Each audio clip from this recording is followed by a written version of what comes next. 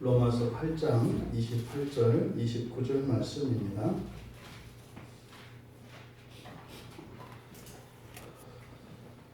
우리 같이 한 목소리로 함께 읽겠습니다. 우리가 알거니와 하나님을 사랑하는 자 곧 그의 뜻대로 부르심을 입은 자들에게 모든 것이 합력하여 선을 이루느니라. 하나님이 미리 아신 자들을 또한 그 아들의 형상을 본받게 하기 위하여 미리 정하셨으니 이는 그로 많은 형제 중에서 맏아들이 되게 하려 하심이니라. 아멘. 합력하여 선을 이룬다는 의미. 앞에 우리가 26절, 27절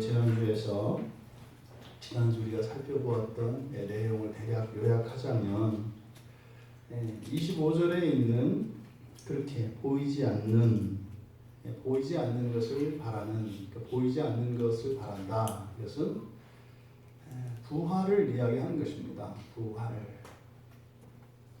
우리의 최종적인 영광의 상태예요. 우리의 사람이 누릴 수 있는 극치의 영광의 극치, 그리고 존재의 완성, 하나님 자녀됨. 또 그것을 이제 교리적으로는 영화의 상태라고 이야기를 합니다. 그것을 여기서는 보이지 않는 소망이라고 합니다. 그러면 그 보이지 않는 소망을 참으면서 기다려야 하는 우리가 할 수 없는 일이 있고 또 알 수 없는 일들이 있다는 거죠.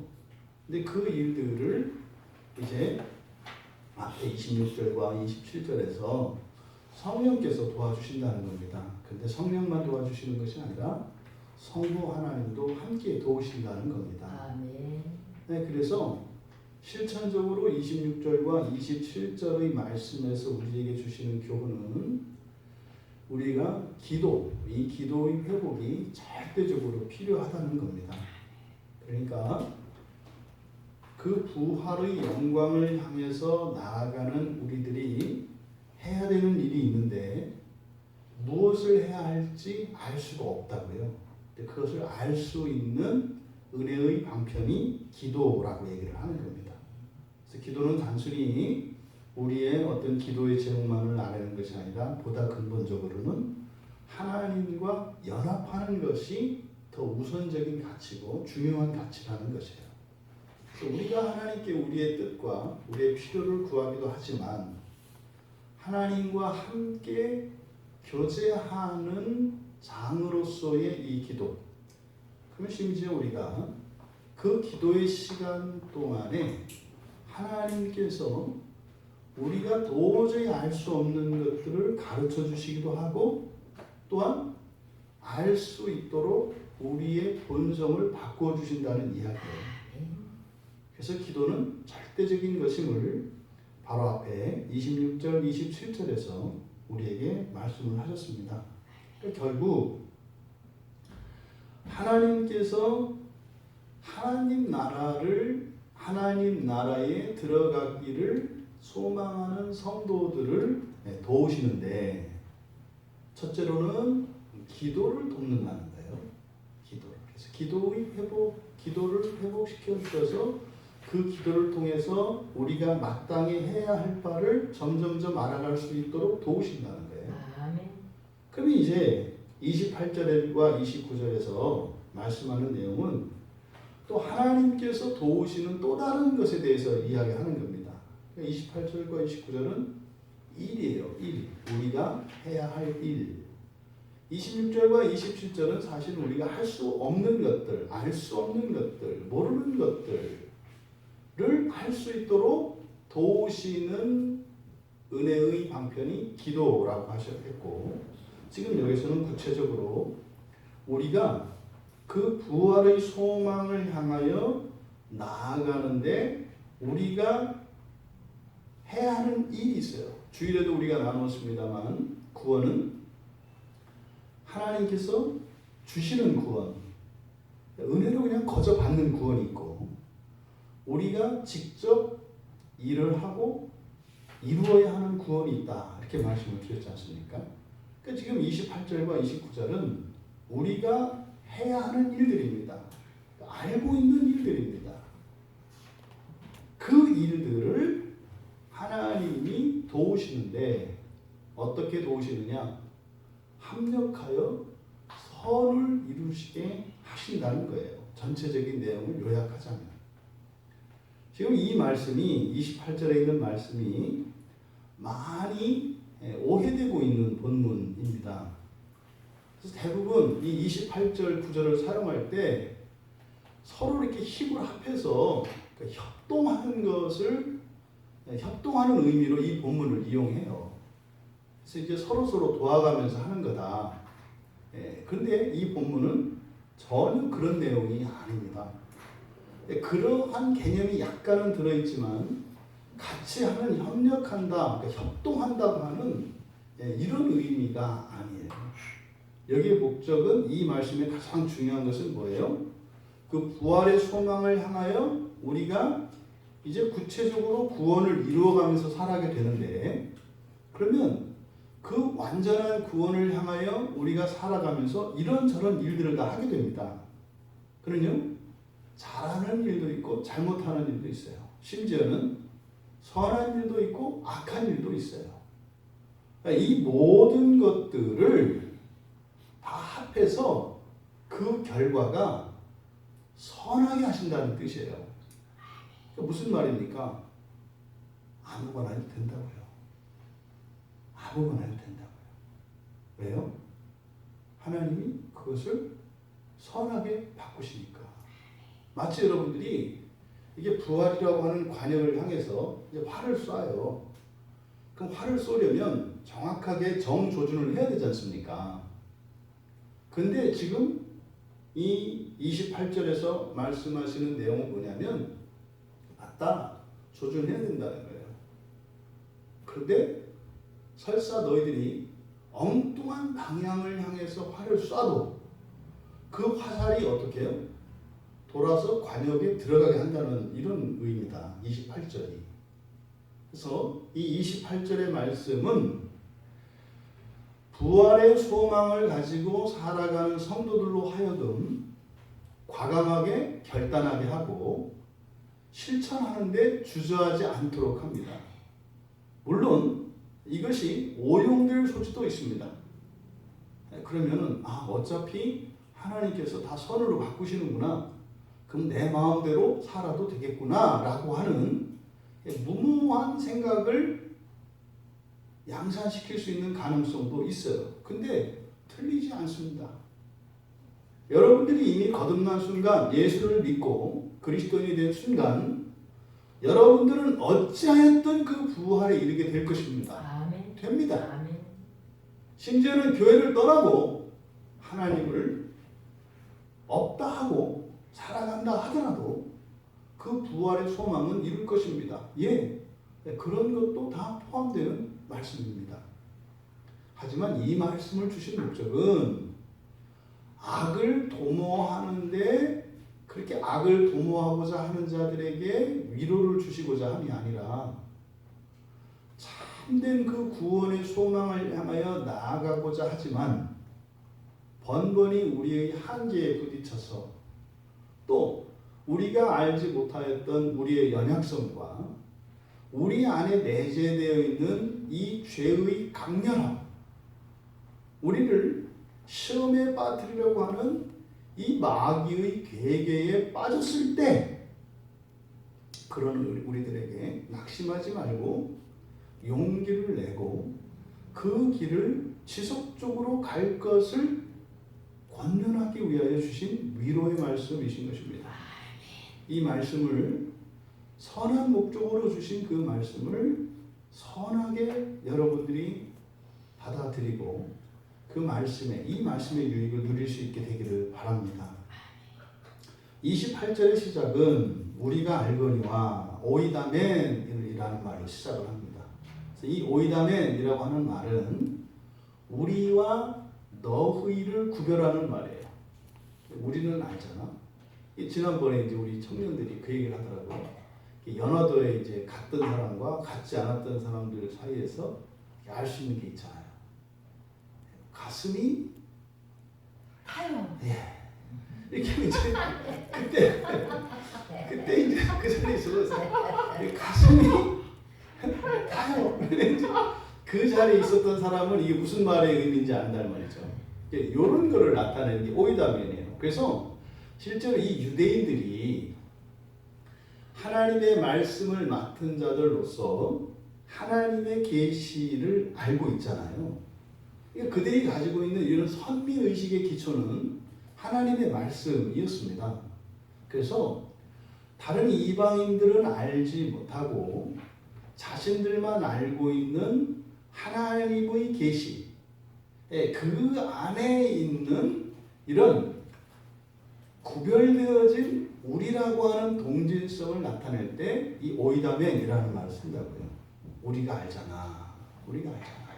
근데 바울 사도는 이때 당시에 유대인들이 가지고 있었던 그런 기본적인 개념을 우리 그리스도인들에게도 사용하는 겁니다.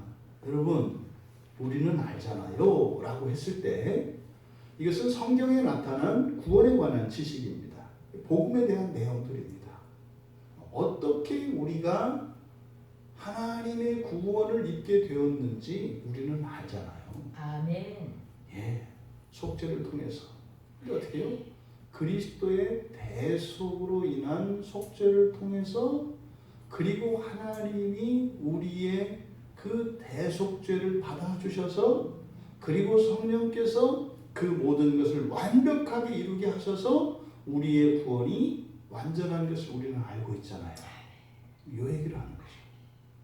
근데 지금 여기서 말씀하고 있는 이 내용은 그러니까 뭡니까? 다 아는 내용이에요. 다 알고 있는 내용이에요. 우리가 알거니와. 그러면 이것은 이미 우리 된 자와 아직 우리가 되지 않은 자 사이를 나누는 그 기준이 되고 경계가 되는 것입니다. 이 바울 사도께서 이 로마서에서 오이다멘이라고 하는 이 말을 사용할 때 특별한 의미를 가지고 써요. 근데 이것은 구원과 관련된 지식을 말씀할 때 이 말을 사용하십니다. 맨 처음에 사용한 게 로마서 2장 22절이에요. 로마서 2장 22절에서 우리가 이미 알고 있잖아. 그것은 뭐냐면 하나님의 심판이 진리대로 된다는 거예요. 하나님의 심판이 진리대로 된다는 거. 그리고 3장 19절에서는 세상 모든 것들이 하나님의 심판 아래 있다는 것을 아는 거예요. 그러니까 지금 이 2장과 3장에서 우리가 알고 있는 것이 의미하는 바는 하나님의 심판에 관한 것입니다. 아멘. 이 세상 모든 사람이 하나님의 심판 안에 있고 그 심판은 하나님의 진리로 이루어질 것이라고 하는 이 사실 모두 다 알고 있다는 거예요. 1차적으로 하나님의 심판 안에 있다고 하는 이것이 우리와 아직 우리 되지 않은 사람들 사이를 나눕니다. 이것은 교회 안에 있는 사람과 교회 안에 있지 않은 사람들, 또 교회 안에 있어도 이 지식을, 이 놀라운 진리를 아는 사람과 알지 못하는 사람으로 나뉘게 되어 있습니다. 그러면요, 이 지식을 아는 자와 알지 못하는 자는 대화가 불가능합니다. 이 부분에 대해서는. 이것은 전혀 공감대를 형성하고 있지 않기 때문에 이야기가 될 수 없는 내용입니다. 그리고 7장 14절에서 율법에 대해서 말씀을 하는데 율법은 영적이고 신령하다 이렇게 되어 있죠. 율법은 영적이고 나는 육적이다. 그러니까 이 율법을 우리들이 기본적으로 그러니까 그리스도인들이 가지고 있는 율법에 대한 통념이 매우 잘못된 것임을 가르쳐줘요. 율법은 폐기되어야 할 것이거나 유대인들에게만 적용하기 위해서 주신 말씀이 아니에요. 율법은 뭐에 관한 것이라고요? 하늘나라 영적인 세계에 관한 것이라고요. 그래서 율법이 마치 우리들의 이런 생활의 법을 규정하고 있는 것 같지만 그것을 지키고 안 지키는 그 행위가 중요한 것이 아니라 그 율법을 통해서 우리의 본성의 변화를 목적으로 하는 것이 율법이라는 거예요. 아멘. 바울 사도께서 말씀하는 것이 아멘. 우리가 그동안 로마서에서 살펴봤던 것처럼 그런데 그 유익을 누릴 수가 없었다는 거예요. 그래서 예수님이 오셨다는 거예요. 아멘. 예수님이 모든 것을 해결해 주시러 오신 것이 아니라 우리에게 먼저 복음으로 주신 영적인 율법의 유익을 이룰 수 있도록 그 장애를 거두어 주시기 위해서 예수님이 오셔서 십자가에서 대속해 주신 것이라는 거예요. 이게 굉장히 중요한 사실이에요. 왜? 우리는 육적이에요. 육적이 된 사르코스입니다. 이 땅에 속해 있다 이 말이죠. 그러니까 율법을 가지고 이 땅을 살아가려고 하면 율법이 영적인 것이 아니라 육적인 것이 되어버려요. 그러면 그때 율법은 어떤 기능을 해요? 정죄하고 죽이고 심판하는 기능을 갖는다고 해요. 왜요? 이 땅을 살아가는데 어떻게 하늘의 것과 일치하겠어요? 그러니까요, 지킬 수 없는 것이고 필요도 없는 것이고 오히려 악한 것처럼 여겨지게 돼 있어요. 하지만 그리스도께서 바로 영적인 그 율법의 영적인 유익을 누릴 수 있도록 모든 장애를 거두어 주신 거예요. 그럼 그 이후로 살아가는 우리들은요, 율법의 유익을 누리면서 살아가야 되는 거예요. 그래서 예수를 믿고 구원받은 것은 사실은 뭐다? 최종적인 그 구원의 완성을 위한 시작에 불과하다. 그러면요, 예수를 믿고 난 뒤에 우리는요, 이제는 살아가야 되는 거예요. 그런데 그동안 어떻게 했다? 천국 문을 닫아버렸다. 이제부터 비로소 걸음마를 하고 걸어갈 수 있게 된 그리스도인들에게 걸어가지 않아도 된다. 그냥 앉아있다가 그냥 죽으면 하나님이 이루어주신다. 그래서요, 우리가 가야 할 그 길을 걷지 못하게 하는 이런 끔찍한 일들이 우리 신앙생활 속에 있었던 거죠. 그리고 8장 22절에서 바로 앞에서 봤던 내용입니다. 피조물이 함께 탄식하고 함께 고통을 겪고 있다는 것도 안다. 이 놀라운 말씀이죠. 그러니까 사람의 원죄로 인해서 그들의 실수나 잘못도 없었음에도 불구하고 엄청난 고통에 휩싸이게 된 피조물들이 사람들을 원망하고 하나님께 탄원을 내려고 할 때 하나님이 말씀하신 거죠. 야, 참 안 됐다. 하지만 쟤네들이 저렇게 함으로써 내가 쟤들을 다시 구원하게 될 건데, 그 구원의 방식이 그 고난을 통해서 이제는 원 상태가 아니라 이제는 불멸의 상태로 바꿔다. 그래서 내가 만든 고난이 아니라 사람의 타락으로 인해서 결과되어진 이 고난, 그것을 너희들이 겪는다면 너희들도 불멸의 상태로 불멸의 상태로 구원에 이르게 될 것이다라고 하는 약속이 있었다는 거예요. 그래서 사고를 친 인간들은 그렇게 원망하고 불평하고 이러고 있는데, 오히려 그냥 우리 때문에 업어서 죽은 저 피조물들은 그러면은 사람을 원망할 게 아니라 오히려 감사해야 되겠구나 하면서 참고 기다리고 있다는 사실을 8장 22절에서 얘기한 거예요. 그리고 이제 바로 앞에 26절에서 이 오이다민이 사용하는데 알지 못하는 것. 이것은 마땅히 기도해야 할 바를 알지 못한다. 알지 못하는 것에 썼어요. 그럼 여러분, 이제 이렇게 하나님의 심판 아래 있다는 것, 그리고 그 심판에서 우리를 구원하시는 것이 율법을 통해서 하나님이 구원하신다는 거예요. 이걸 다 알고 있다는 겁니다. 근데 그 구원은 어느 정도냐?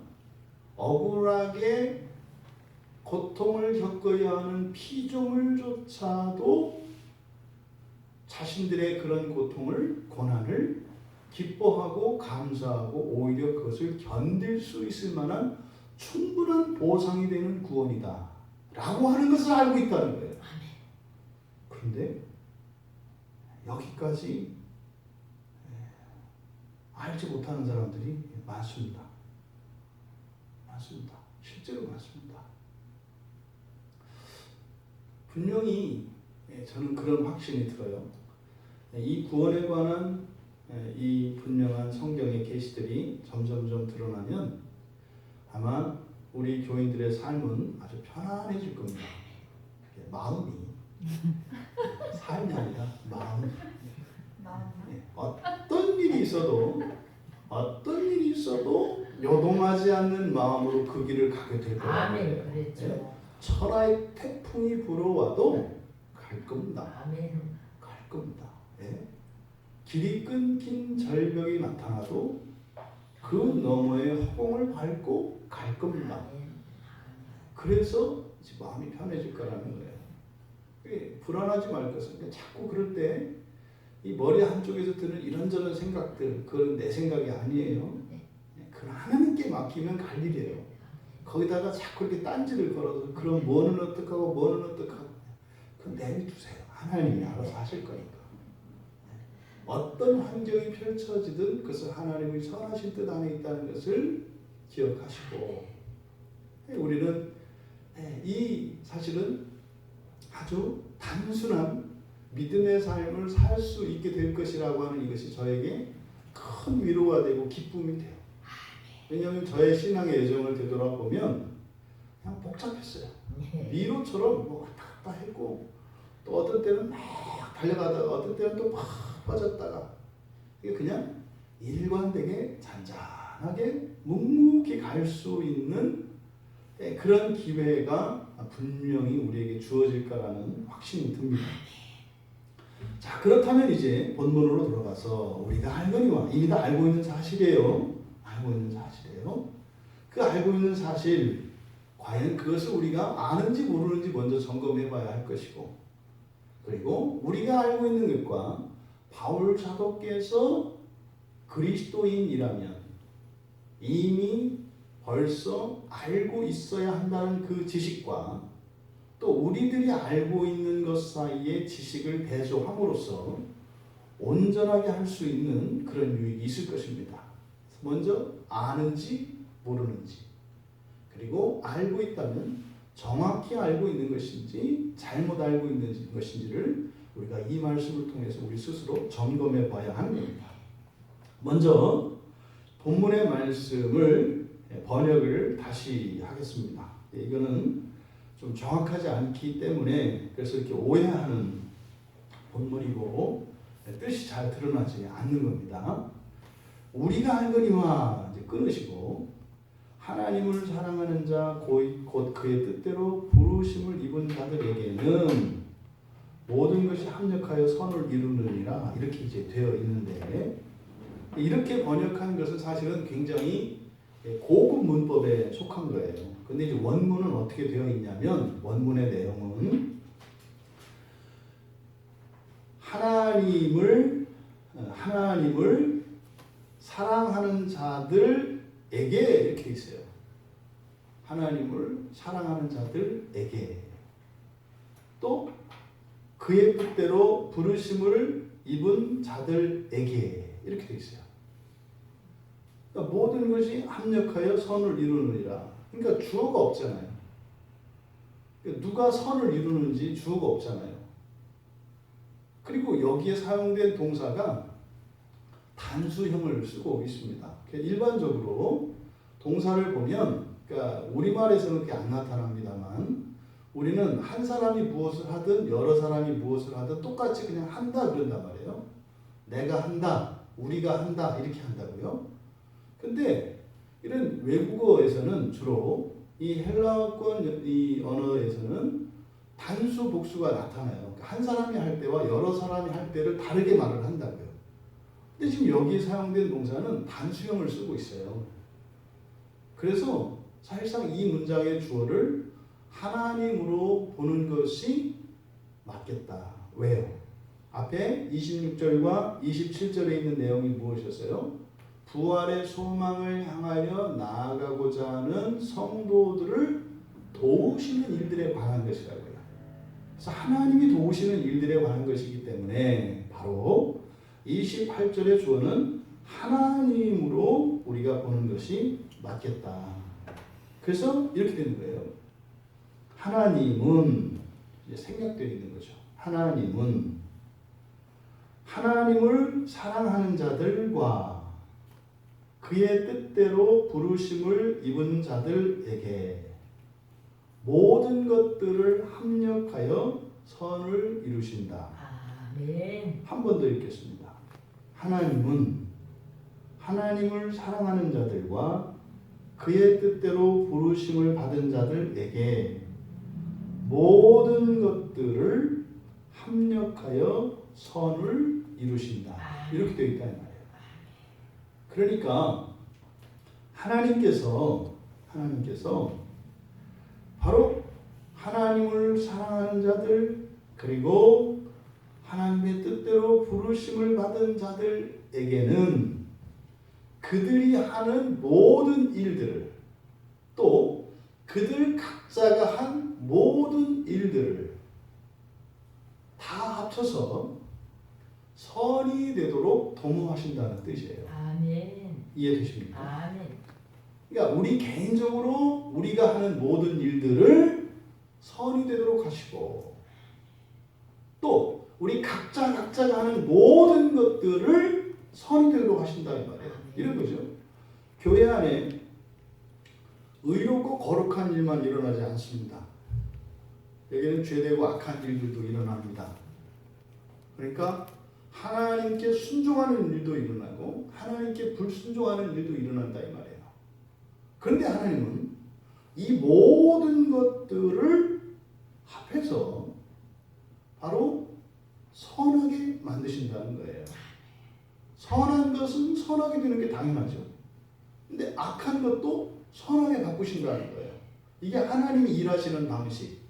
그러니까 우리가 부활의 소망을 위하여 살아갈 때 교회 공동체적으로 이렇게 선하고 의로운 일들이나 악하고 죄된 일들, 순종과 불순종의 일들, 이 모든 것을 합해서 그 부활의 목적에 이르도록 도움이 되도록 하나님께서 만드신다는 거예요. 또 우리들 개인적으로 적용을 할 때 우리들 개인의 순종과 불순종 이 모든 것을 합해서 하나님이 선으로 만드신다는 거예요.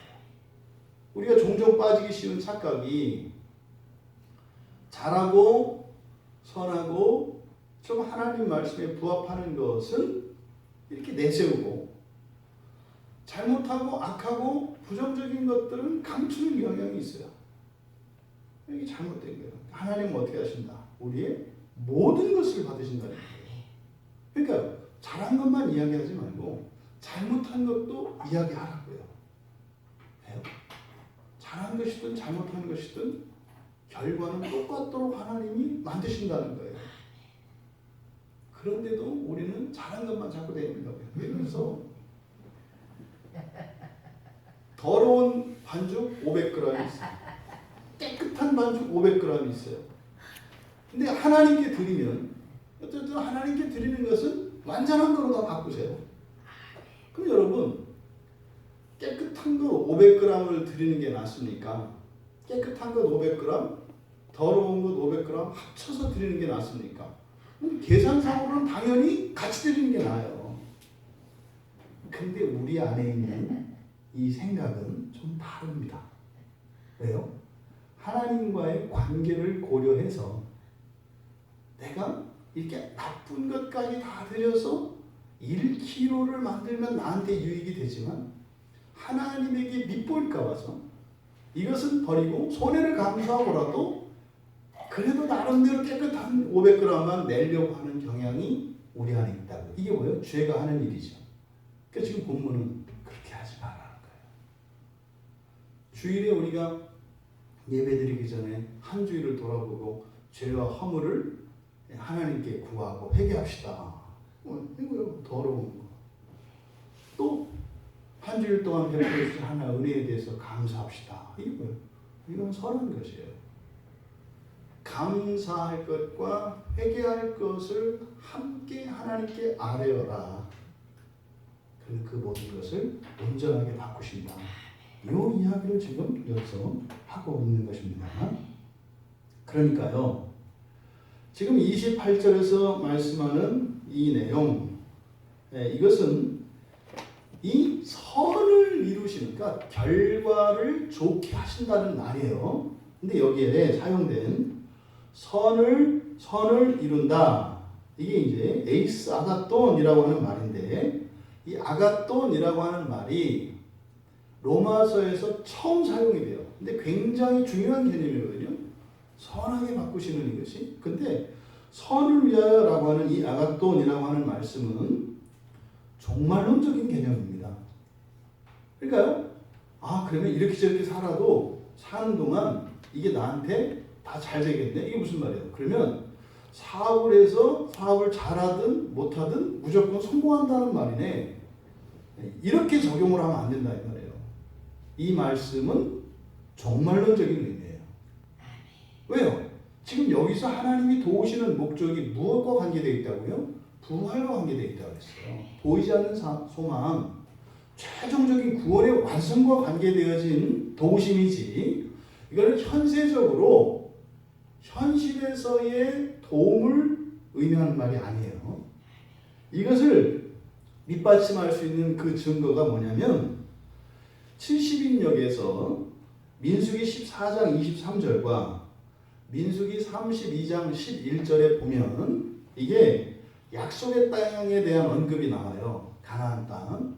그 약속의 땅에 대한 언급이 나오는데 헬라어로 번역한 이 70인 번역에서는 여기에 이 아가돈이라는 말을 써요. 약속의 땅과 관련해서. 그러니까 이들이, 그러니까 우리말 성경에는 조상들에게 맹세한 땅이라고만 되어 있어요. 우리말 성경에는. 그런데 그 맹세한 땅, 그 땅의 성격을 이야기하는데 아가돈, 선한 땅이라고 이야기를 한다고요. 그러니까 구약에서 그 가나안 땅은 구원의 종착지예요. 가나안 땅이 의미하는 바는 우리 신약의 백성들에게는 종말을 상징을 해요. 그래서 여기서 선을 이루느니라 할 때 이 선은 종말론적인 의미라고 하는 것을 기억하셔야 돼요. 종말론적인 의미. 그러면 여기에는 어떤 긴장이 있냐면 우리가 악한 길을 가요. 악한 길을 가요. 종말론적으로는 그것이 선하게 돼요. 그런데 현세적으로는 악한 길을 간 거에 대한 보응을 받아요. 그래서 마음대로 살아도 되겠구나 이렇게 생각하면 안 된다고요.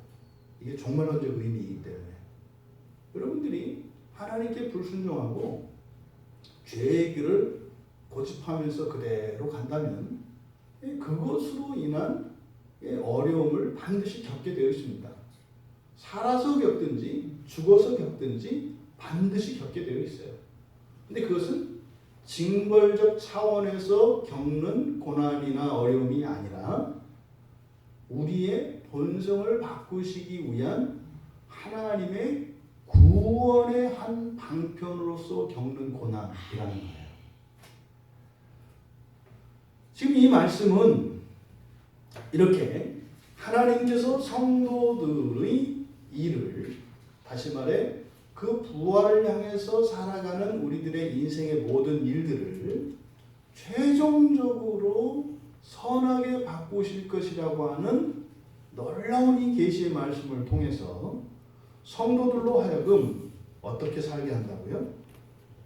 적극적으로 그리고 실천적으로 살게 한다 이 말이에요. 그러니까 여러분들이 너무 많이 생각하고 주저할 필요 없다. 주저할 필요 없다. 실천하는 게 중요하다. 먼저요, 바로 아는 일이 중요해요. 그 다음에는요, 실천하는 일이 중요해요. 왜요? 그 그 자리에서 하나님의 도우심이 있거든요. 그러니까 종말론적으로 하나님이 선을 이루신다고 하는 것은 그냥 내버려 뒀다가 마지막에 하신다는 것이 아니라 우리가 실수를 하거나 잘못했을 때 반드시 하나님께서는 우리를 바꿔서 선한 길로 이끄신다고 하는 약속이 담겨진 말이에요. 근데요, 도우시려면 일은 어떻게 해요? 먼저 여러분들이 저지르셔야 돼요. 먼저 저질러야 하나님이 그 길을 갈 수 있도록 옳은 길이라면 어떤 확정을 주셔서 더욱 힘내서 가게 하시든지, 잘못된 길이라면 이게 아닌가 봐 알게 하셔서 돌이킬 수 있는 어떤 계기를 주신다 이 말이에요. 그래서 그것을 통해서 우리의 본성을 바꿔나간다는 거죠. 근데 여기서 하나님을 사랑하는 자들, 우리말 성경에는 곧 이렇게 되어 있습니다. 이걸 동격으로 놓고 있거든요. 하나님을 사랑하는 자들, 곧 그의 뜻대로 부르심을 입은 자들, 이렇게 이제 해놨는데, 이것은 하나님을 사랑하는 자들과 뜻대로 부르심을 입은 자들을 구별할 필요가 있습니다. 구별할 필요가 있습니다. 왜냐하면 하나님을 사랑하는 자들은 둘 다 부르심을 입은 자들, 사랑하는 자들 둘 다 현재 분사형을 사용하고 있어요. 그래서 여전히 지속적으로 본성적으로 하나님을 사랑하는 것이고, 또 그렇게 본성적으로 지속적으로 변함없이 부르심을 입은 받은 사람들이에요. 그런데 둘 다 형태는 같지만 내용상으로 보면 하나님을 사랑하는 것은 우리의 일입니다. 우리가 하는 거예요. 우리의 능동적인 일이라고요. 그런데 뒤에 부르심을 입는 것은 이것이 우리의 실존이고 우리의 본성이고 영원하겠지만 그것은 하나님의 선택 안에서 되어진 것임을 강조하는 거예요. 아멘. 그러면요, 현실 속에서는 사랑하는 것과 부르심을 입은 것 사이에는 긴장이 있어요. 왜요? 여러분들은 하나님을 사랑하는 분들이에요.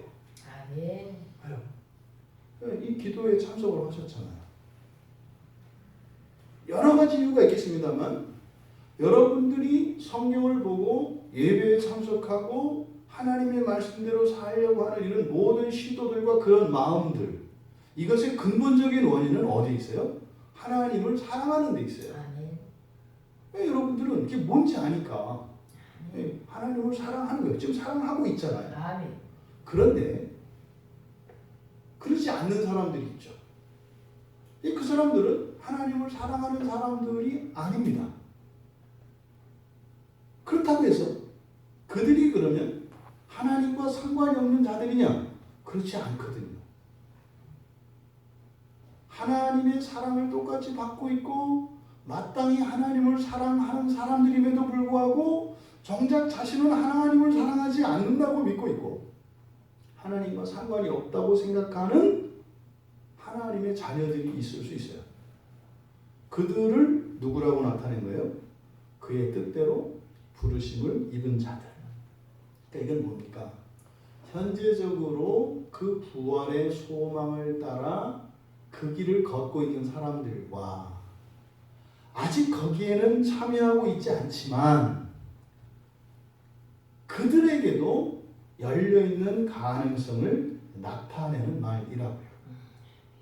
그러니까 뭐 대표적인 예수님 우편에서 죽은 그 강도, 그 낙원에 올라가게 된, 그래서 많은 그리스도인들의 우상이 되어버린 그 강도, 많은 그리스도인들이 사실은 성경에 있는 많은 인물 중에서 가장 닮고 싶은 게 아니라 되고 싶은 인물 중에 그 우선순위에 들어가는 사람이 그 강도예요. 지 마음대로 도둑질하고 강도질하고 살다가 마지막에 그 낙원에 안착되는. 절대 근데 여러분 꿈꾸면 안 된다고 그랬어요. 그건 굉장히 예외적인 가능이고, 그 사람은 보통 그렇게 산다면 대부분은 아주 깊은 지옥에 들어갈 가능성이 많아요. 희박한 가능성이 그래 놓고 가면 안 된다. 근데 바로 이런 사람이죠. 그러니까 십자가에 달려 죽고 그때 예수님의 말씀을 듣고 그가 회개하여 정말 그렇게 낙원에 들어갈 수 있게 되는 그 직전까지 그는 예수를 알지 못했어요. 그런 사람들을 뭐라고 하는 거예요? 부르심을 입은 자들이라고 하는 거예요. 그러니까 동격으로 놓고 볼 수가 없어요. 동격으로 놓고 보면은 이게 엔드가 되거든요. 엔드가 아니라 그러면 이것을 동시상화로 보면은 사랑하고 있어야 되고 부르심을 입어야 된다고 하는 두 개의 조건이 돼요. 그럼 어떻게 해요? 부르심을 여러분들이 받았다 하더라도 사랑하지 않는다면 소용이 없어요. 여러분이 사랑한다 하더라도 부르심을 받지 않았으면 소용이 없어요. 이렇게 가는 거예요. 그러면요, 내가 사랑한다고 되는 게 아니네. 또 내가 사랑하지 않으면 안 되네. 그래서 굉장히 엄격한 자격 조건을 제시할 수 있죠.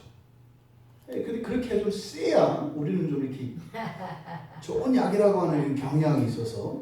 근데 복음은 그렇지 않아요. 하지만 만만해 보이는 복음이지만 사실은 우리는 어떻게 해요? 감당할 수 없다는 것을 알게 되죠. 그렇게 세지 않아도 아주 쉽고 편안한 것 같이 거저주는 것 같이 해도 절대로 거저받을 수 없는 것이라는 것을 우리가 알게 되거든요. 그러니까 지금 여기서 얘기하는 것은 나눠서 얘기하고 있다. 그러니까 뭐예요? 현재적으로 그 구원을 길을 가는 사람, 그리고 아직은 가고 있지 않지만 장차 가게 되고 있을 수 있는 사람. 그러니까 뭐예요? 사랑해야 그렇게 되는 것이 아니라 하나님의 택하심 안에 있는 자들은 사랑을 하든 그렇지 않든 그들의 일상의 일들을 하나님이 모든 것을 합력하여 선이 되게 하신다는 거예요. 그래서요, 예수 안 믿고 있어요. 어떤 사람이 예를 들어서 그 사람이 나중에 예수를 믿고 나면 꼭 돌이켜서 얘기를 한다고요. 아, 그때 이러한 일들이 없었다면 내가 예수를 믿지 못했을 것 같아요. 이거를 뭐라? 합력하여 선을 이루신다 이렇게 해요. 그러니까 이거는 여러분들이 다른 사람한테 쉽사리 쓰면 안 되는 거예요. 집사님, 하나님이 합력하여 선을 이루세요. 이게 뭐예요? 집사님이 못된 짓을 다 아는데 하나님은 그것도 선하게 바꾸실 거 이런 거기 때문에 하나님은 높이지만 상대방을 면박 주는 얘기이기 때문에 그런 말을 쓰면 안 된다. 특히 교회 일할 때 집사님 우리 함께 합력하여 선을 이루어 보아요. 그 뭐야? 나는 선하게 하는데 집사님 못되게 할 거죠? 그래도 하나님이 선하게 하실 거예요. 이런 의도로 가기 때문에 그렇게 사용하면 안 되는 말이다. 이것은 우리의 인생에 우리가 행하는 모든 일들을 정말론적으로 선하게 바꾸신다고 하는 그런 의미입니다. 그런데요, 어떻게? 하나님의 뜻대로 부르심을 입었는데 그의 뜻대로, 이제 하나님의 뜻대로죠. 그러면 여기서 하나님의 뜻대로 할 때 이 뜻이라고 하는 뜻대로 할 때 뜻으로 번역된 이 단어, 이게 프로테시스라고 하는 말이에요. 프로테시스. 프로는 앞에 이런 뜻이잖아요. 앞에. 티땜이 놓은 것이거든요.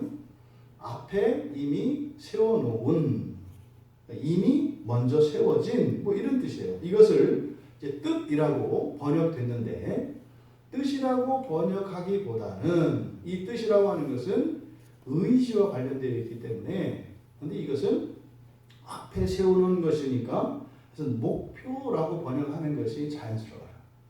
하나님의 뜻이 아니라 하나님의 목표대로 부르심을 입은 자들, 이 프로테시스라고 하는 말이요. 이제 70인역을 보면 이제 마태복음 12장 4절, 마가복음 2장 26절, 누가복음 6장 4절 다 동일한 사건을 지칭하는 이제 동일한 평행 본문이에요. 이 사건이 뭐냐면 다윗이 사무엘상에서 사무엘상 21장 6절에서 다윗이 다윗의 부하들과 함께 그 제사장들의 떡, 그 진설병을 먹은 사건이거든요. 그러니까 이 진설병은 제사장들만 먹도록 허락된 거룩한 떡이에요. 그것을 먹으면 신성을 침범한 게 돼서 죽어야 합니다. 건드리면 안 되는 거라고요. 그러니까 그 사건을 거룩한 본문이거든요. 그때 그 진설병, 그들이 먹었던 그 떡을 이야기할 때 이 프로테시스라고 하는 말을 사용을 해요.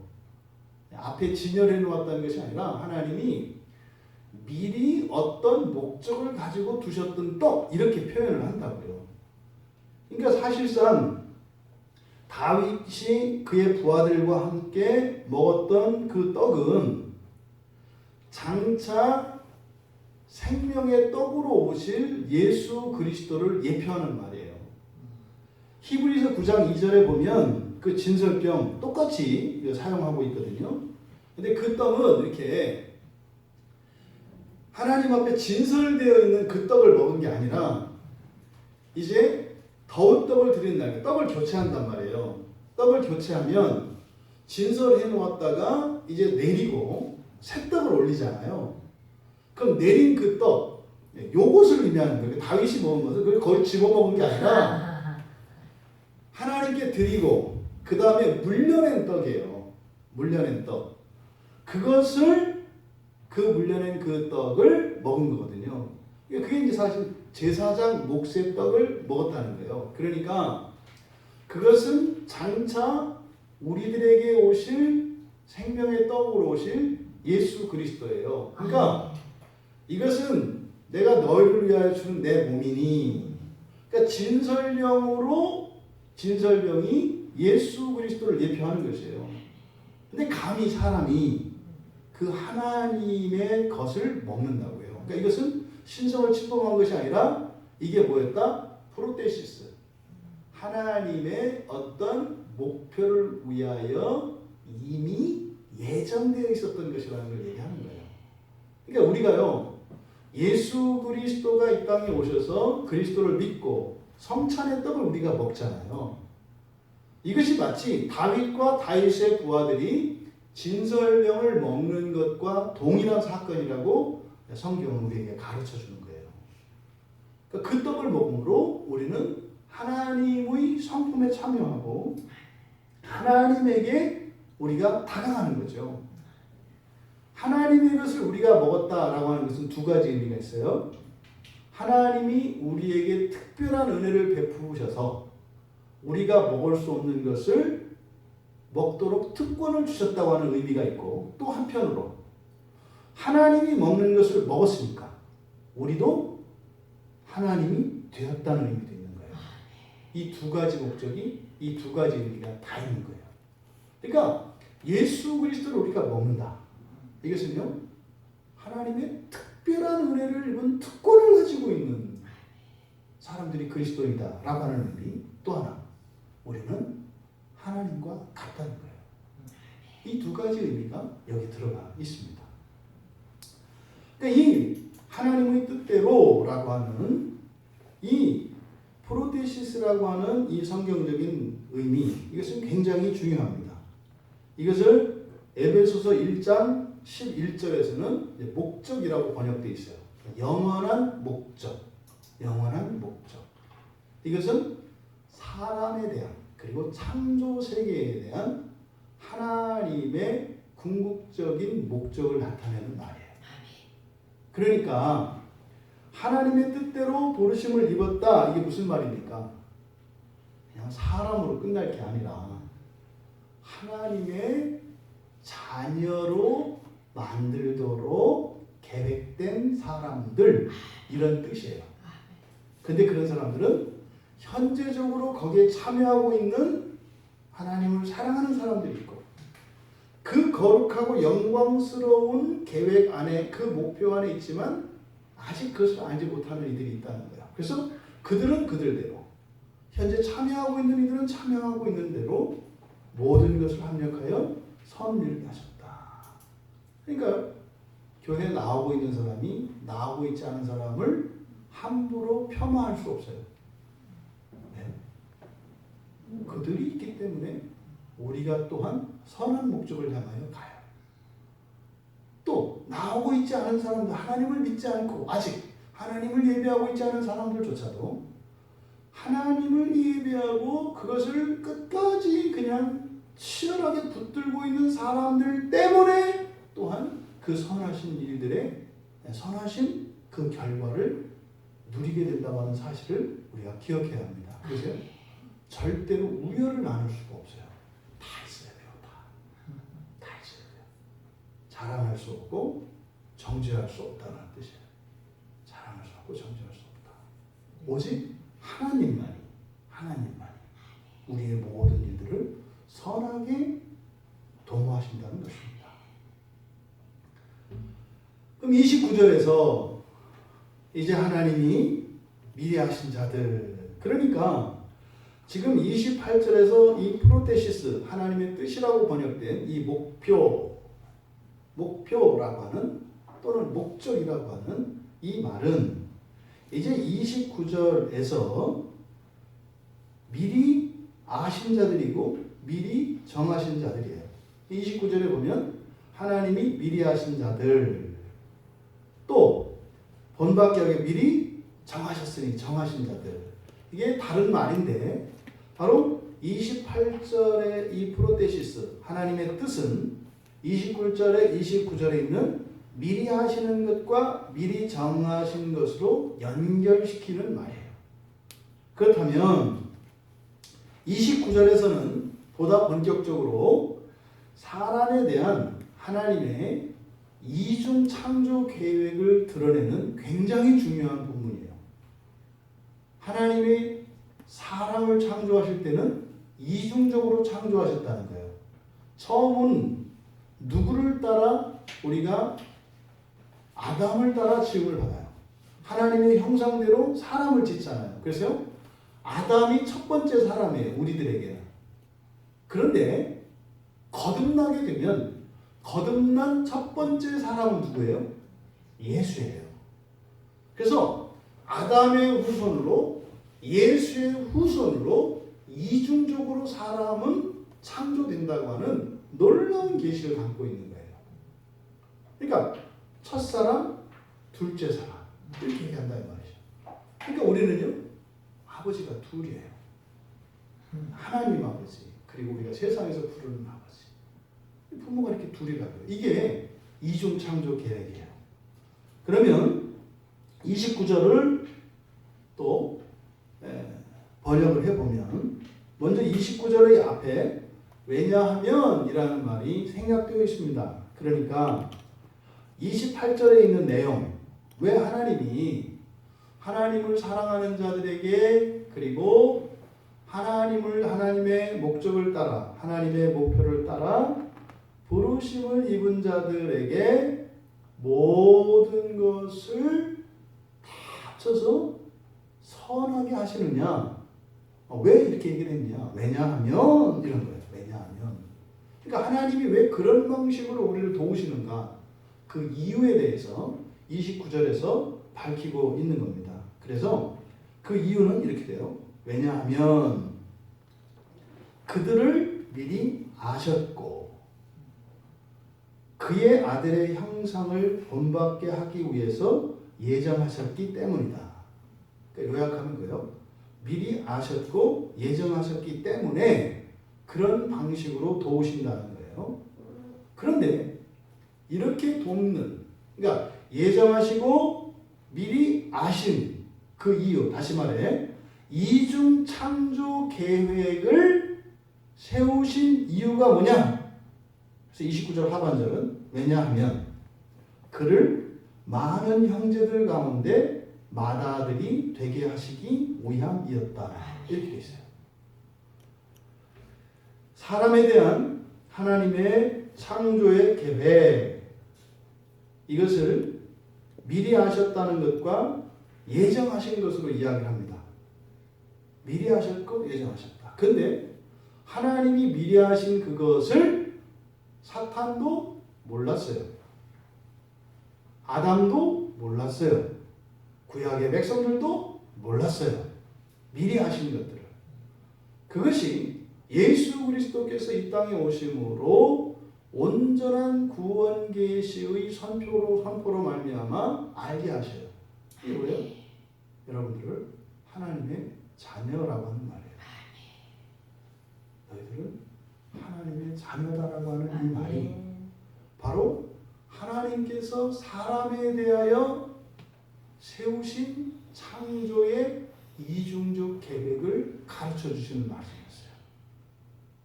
미리 아신 자들, 그러니까 우리 몰랐다고요. 그런데 이 미리 아신 그 사람들, 근데 이 사람은 어떤 사람이냐? 아들의 형상을 본받게 하기 위하여 예정되었대요. 그러니까 이것은 이미 하나님이 알고 계셨던 사건이에요. 그러니까 지금 여러분들에 대해서 하나님은 미리 아시는 지식이 있어요. 그러니까 여러분들의 마지막 부활의 상태를 하나님은 아신다고요. 그러니까 하나님은 아시고 계시기 때문에 우리를 그렇게 대하세요. 그러니까 우리는 이해할 수 없는 방식으로 하나님이 우리를 대하신다고. 그래서 우리는 특권이라고 생각하죠. 나중에 알고 보면 하나님이 그냥 해야 할 일을 하셨을 뿐이구나 이렇게 알게 되는 거예요. 나중에 가면. 근데 지금 우리가 모르니까 이게 특권이라고 생각을 하는 거죠.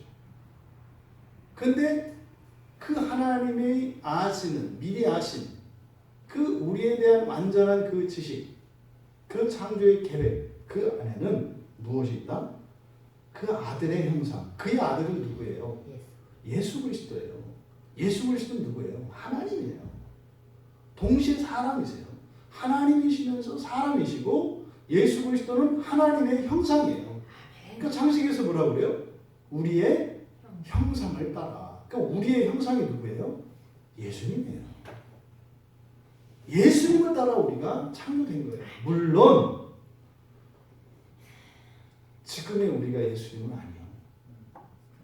아직 우리가 알지 못해요. 그때는 부활돼봐야 사실은 비로소 창세기 1장 1절에서 하나님의 형상을 따라 지으셨다고 하는 말씀을 마지막 부활 때 가서야 알아요.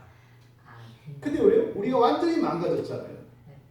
그러니까 우리 장년들, 우리의 20대와는 너무나 다른 모습을 하고 있잖아요.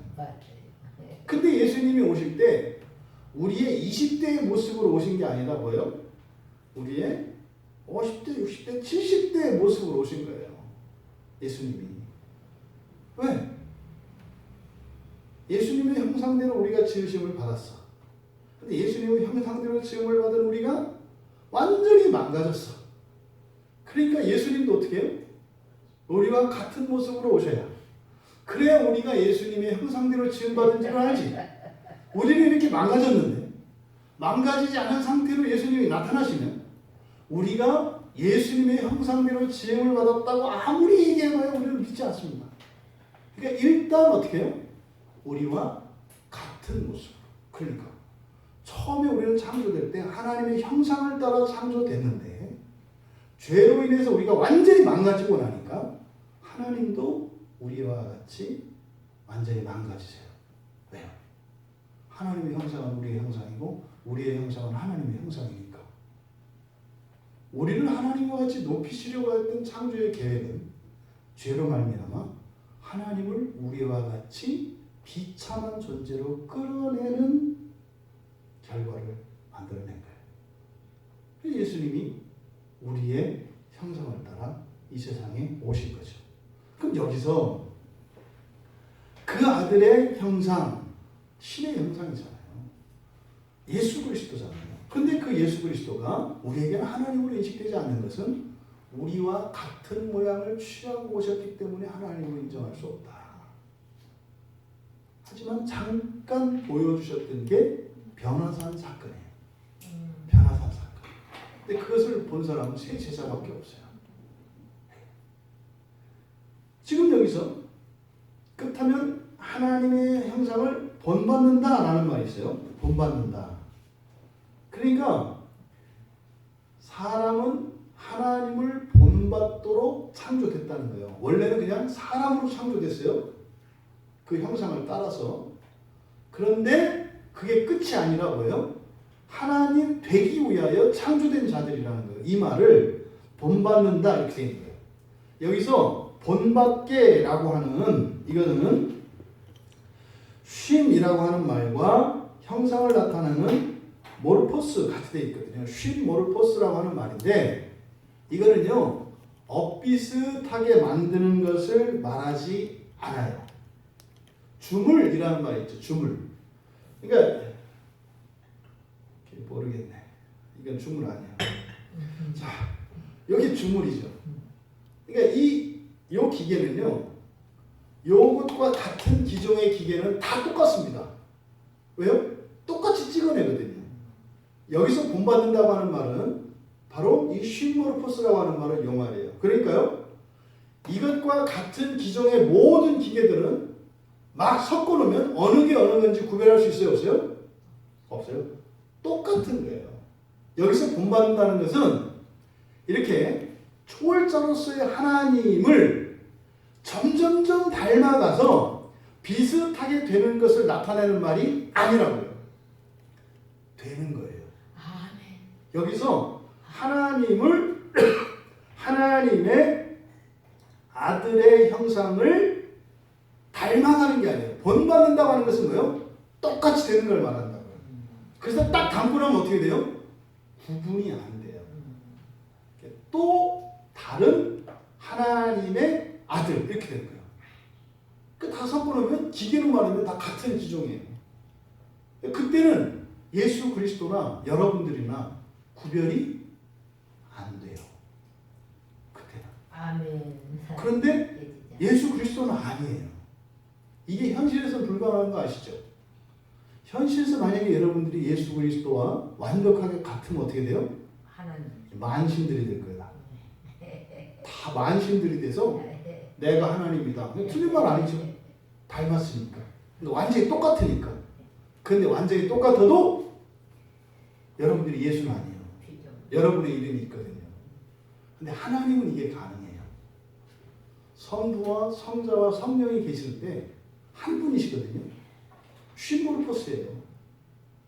근데 성부 하나님은 성부 하나님이고 성자 하나님은 성자 하나님이고 성령 하나님은 성령 하나님이에요. 그런데요, 완전히 그 존귀와 영광이 똑같아요. 이게 지금 사람의 창조 계획 안에 있다는 겁니다. 그래서 이 쉼모르포스라고 하는 말은 엄청난 말이에요. 그래서 대충 비슷한 게 아니라 이 쉼모르포스는 본질 자체가 똑같게 되는 것을 이야기하는 것이다. 그러니까 그 본질을 공유하는 거예요, 같이. 그래서 예수 그리스도의 양성, 뭐라 그랬어요? 신성과 인성을 지니셨다 그랬잖아요. 그러니까 우리 그리스도인들도 양성을 취한다. 그리스도인들에서요, 영성과 인성을 취한다 그랬죠. 그러니까 천사와 동등인 영적 피조물의 영성을 가지고 있고 육체를 가진 인성을 가지고 있다고요. 그래서 그리스도는요, 그대로 우리가 닮아요. 그러니까 복제판이 되는 거예요, 이렇게. 그냥 이렇게 우리가 이렇게 추구해야 될 그게 아니라고요. 그러니까 이거는 이렇게 뭘 보고 따라 만드는 게 아니에요. 이 쉼모르포스는 뭐예요? 그대로 찍어내는 거예요. 그대로.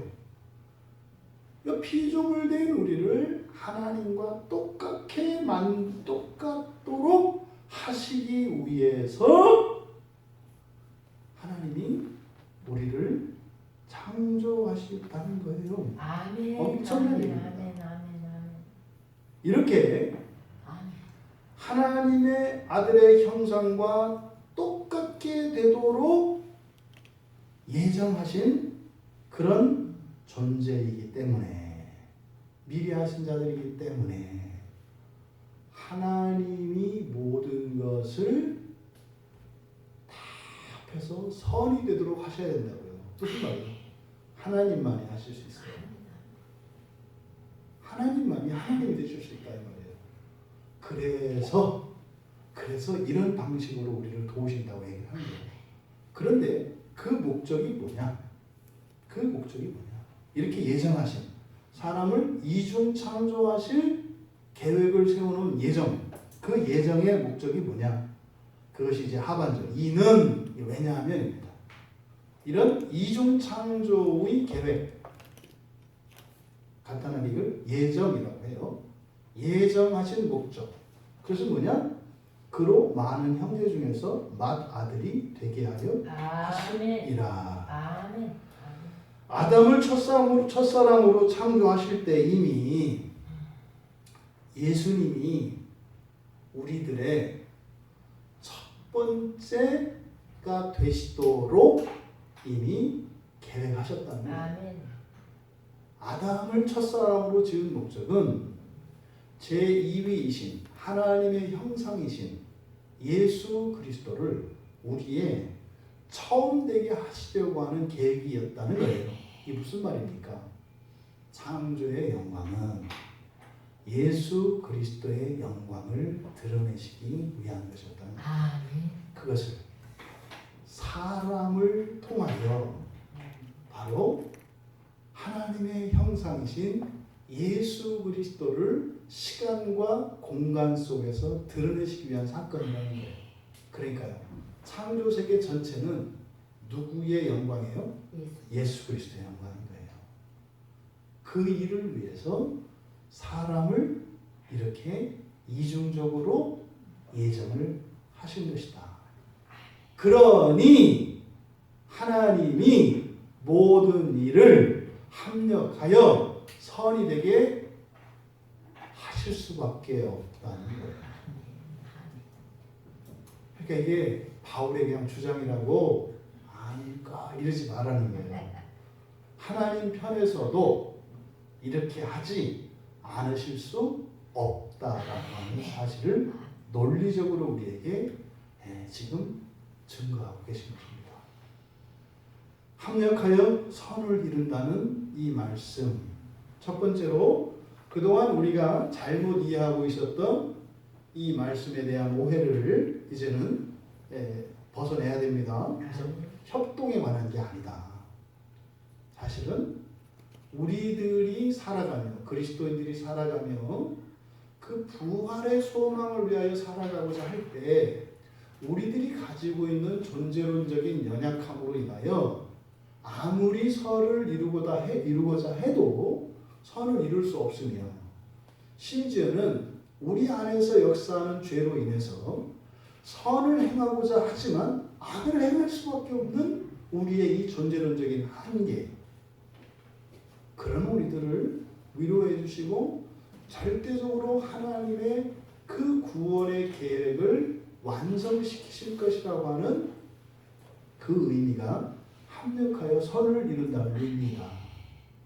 그리고 지금 28절과 29절에서 말씀하시는 바, 이것은 우리를 위해서만이 아니라 하나님께서 하나님의 형상이신 예수 그리스도의 영광을 창조 세계에 드러내기 위해서는 이런 방식이 아니고서는 이루어질 수 없는 것이기 때문에 이것은 필연적인 것이고 신적인 것이다 라고 하는 것을 가르쳐 주신 것입니다.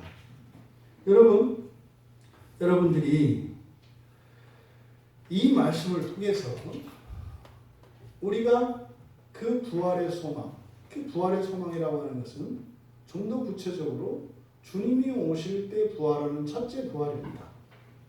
그 첫째 부활의 소망을 위하여 살아가고자 하는 우리들에게 용기를 주고 힘이 되는 이 말씀이 되기를 바랍니다. 아멘. 중요한 것은 무엇입니까? 망설이지 말고, 아멘. 그리고 두려워하지 말고, 포기하지 말고, 그 부활의 소망을, 첫째 부활의 소망을 붙들고 분투하며 살아가는 것입니다. 그러면 우리의 부족한 것조차도, 잘못된 것조차도 너희들이 정녕 그 소망을 향하여 살아간다면 실천하고, 의지적으로 실천하고, 여러분들의 정서적으로 그것을 좋아하고 기뻐하면서 그렇게 성경의 계시를 따라 살아간다면 하나님께서 반드시 그 첫째 부활의 영광을 주실 것이고 그것을 누릴 것이라고 하는 이 말씀이 우리 모두에게 힘이 되기를 주님의 이름으로 축원합니다. 우리 같이 말씀을 생각하며 기도합니다. 우리들이 가고 있는 이 참된 신앙의 길 다시 한번 확신할 수 있게 되기를 바라고, 또 이 길에서 절대로 물러서지 않고 벗어나지 않고 또 망설이거나 두려워하지 않으며 담대하게 그 길을 갈 수 있도록, 그리고 시간 속에서는 미래적으로 성취되어진 그 하나님의 예정, 아들의 형상과 완전히 똑같게 된 그날 우리 각자의 그 소망의 영광을 꿈꾸며 우리 같이 기도하겠습니다.